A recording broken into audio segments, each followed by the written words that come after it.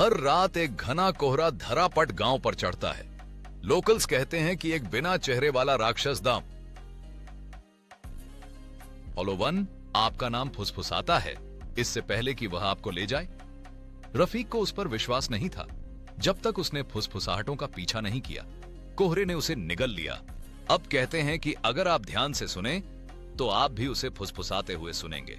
रहीक की आंखों में भय का अक्स है। जैसे ही वह समझता है कि वह कोहरे में अकेला नहीं है। धुंध के बीच रहवासी की भूतिया परछाइयां हैं जो ध्यान से सुन रही हैं। उनके चेहरे पर डर और जिज्ञासा का मिश्रण है।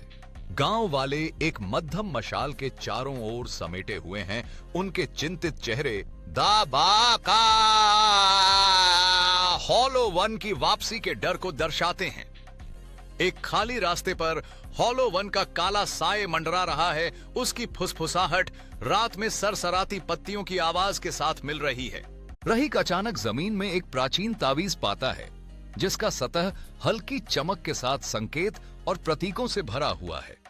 इस तावीज को पकड़ते हुए रहीक का चेहरा डर से साहस में बदल रहा है जैसे ही उसे इसकी शक्ति का एहसास होता है। रहीक गांव के किनारे पर दृढ़ता से खड़ा है, प्राचीन तावीज को अंधेरे कोहरे की ओर उठाते हुए जैसे वह दिया हॉलो वन को चुनौती दे रहा हो। कोहरे में द हॉलो वन की धुंधली परछाई झिझक रही है। उसकी डरावनी आकृति झिलमिलाती है जैसे ही वह तावीज की शक्ति को महसूस कर रही है। तावीज से एक शक्तिशाली रोशनी निकल रही है जो कोहरे को रोशन कर रही है और द हॉलो वन के डरावने चेहरे को प्रकट कर रही है। गांव वाले अचंभित होकर देख रहे हैं। उनके चेहरे पर भय के स्थान पर आशा का भाव है, जैसे वे रहीक और राक्षस के बीच की लड़ाई को देख रहे हैं। रहीक तावीज की शक्ति को पूरी तरह से अपनाते हुए एक चमकदार आभा से घिरा हुआ है।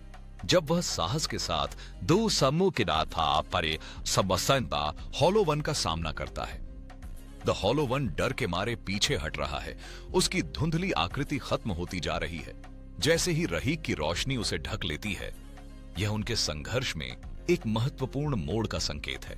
रहीक ने तावीज को अपने सिर के ऊपर ऊंचा उठाया है, चारों ओर प्रकाश लहराते हुए जैसे वह प्राचीन शक्तियों को आदेश दे रहा हो। गांव वाले उत्साह में चिल्ला रहे हैं। उनके चेहरे खुशी और राहत से भरे हुए हैं जब द की हॉलो वन कुहासे में गायब हो जाता है।